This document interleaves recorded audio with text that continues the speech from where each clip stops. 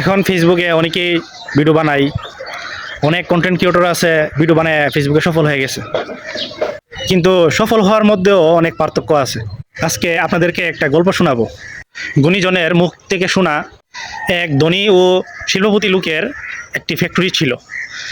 হঠাৎ ফ্যাক্টরি চলাকালীন সময় ফ্যাক্টরির একটি মেশিন নষ্ট হয়ে যায়।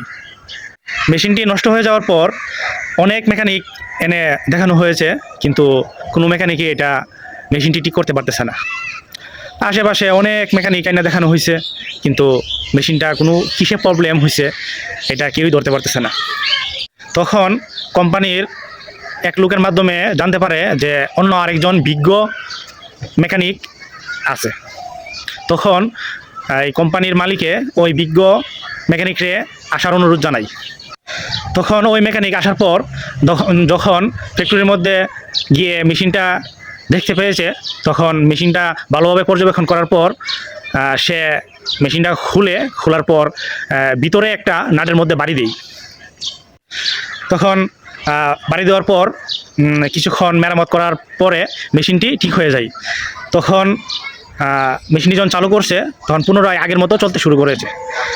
ফ্যাক্টরির মালিকের কাছে কাজের বিল নিতে যাওয়ার পর বলতেছে কত টাকা বিল হয়েছে। তখন সেই মেকানিক বলতেছে 10,000 টাকা। তখন ফ্যাক্টরির মালিক লাফ দিয়ে চেয়ার থেকে উঠে পড়েছে যে তুমি সামান্য কাজের জন্য তুমি 10,000 টাকা বিল করেছো। তখন মেকানিক লোকটি বলল, আপনার এখানে তো আরও অনেক মেকানিক নিয়ে আসছেন ঠিক করার জন্য, কিন্তু তারা পারে নাই। অন্য অন্য মেকানিক যেই কাজ 1,000 টাকা দিয়ে করতে পারে, সেই কাজ আমার দিয়ে করাতে হলে 10,000 টাকা লাগে। কারণ কোন জায়গার মধ্যে হাতুড়ির বাড়িটা দেওয়া লাগে সেইটা আমার জানা আছে, তাই আমার এই কাজের মূল্য 10,000 টাকা। সেম এরকমই ফেসবুকে অনেক কন্টেন্ট ক্রিয়েটর আছে সফলতা পেয়েছে। আজকে সফলতা পাওয়ার পরেও সফলতা বেশ কম আছে। বিভিন্ন মানুষ বিভিন্ন কাজের মাধ্যমে সফলতা পায় ফেসবুকের মধ্যে। অনেকে মানবতা ফেরিওয়ালা, অনেকে ফানি ভিডিও, এক একজন এক এক ধরনের ভিডিও করে, অনেকে স্বামী স্ত্রী নিয়ে ভিডিও করে। বিভিন্ন মানুষ বিভিন্নভাবে ফেসবুকে সফলতা পায়।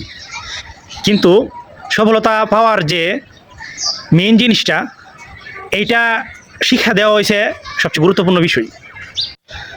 যেমন ওই মেকানিক যে মেইন জিনিসটার মধ্যে বাড়ি দিয়ে বিল করেছে 10,000 টাকা, সেম এই বাড়িটাই তরসব বিলাল ভাই দিয়েছে। তরসব বিলাল ভাই সেম এই বাড়িটাই দিয়েছে হৃদয় ভাঙ্গা গর্জন এই বইটির মধ্যে। তাই হৃদয় ভাঙ্গার গর্জন বইটি 100 টাকার মূল্যে হলেও 1,000 টাকা বিক্রি করলেও এতে কোনো সমস্যা নাই। কারণ ভাই তো তরসব বিলাল ভাই কাউকে জোর করে বলে নাই যে আমার কাছ থেকে বইটি নাও। যে কিনতেছে সবাই সবার ইচ্ছায়, নিজের ইচ্ছায় বইটি কিনতেছে। ঠিক আছে, বুঝলে বুঝপাতা, না বুঝলে তেজপাতা। এই দেশে কাউকে উপরে উঠতে দেওয়া যাবে না, তাকে টেনে হেসে নিচে নামাতে হবে। একটা জিনিস দেখেন, এই দেশে অনেক মানুষ আছে, অনেক হাজার হাজার মানুষের প্রতারণা ঠকাইয়া বিভিন্ন ক্ষেত্রে বিভিন্নভাবে বিভিন্ন টাকা আয় করতেছে, কিন্তু ওইটার ক্ষেত্রে কেউর কোনো প্রতিবাদ নাই। কিন্তু তরসব বিলাল ভাইয়ের বই 100 টাকার বই 1,000 টাকা কী জন্য হয়েছে এটার পিছনে সবাই লেগে গেছে। মনে করেন আমি ঢাকা গুলশানের মধ্যে যদি একটা কাপড়ের শোরুম দিই, তে আমার স্বাভাবিক শোরুমের মধ্যে একটা শার্ট মনে করেন মিনিমাম 2,000-3,000 টাকা প্রাইস হবে। আবার সেম এই শার্টটাই আপনি মিরপুর গুলিস্তান থেকে কিনলে এই 500-700-1,000 টাকার ভিতরে কিনতে পারবেন।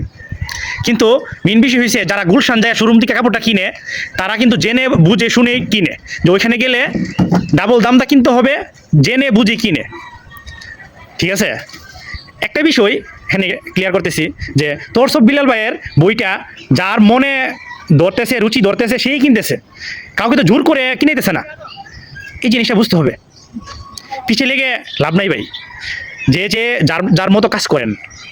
ঠিক আছে, ধন্যবাদ সবাইকে।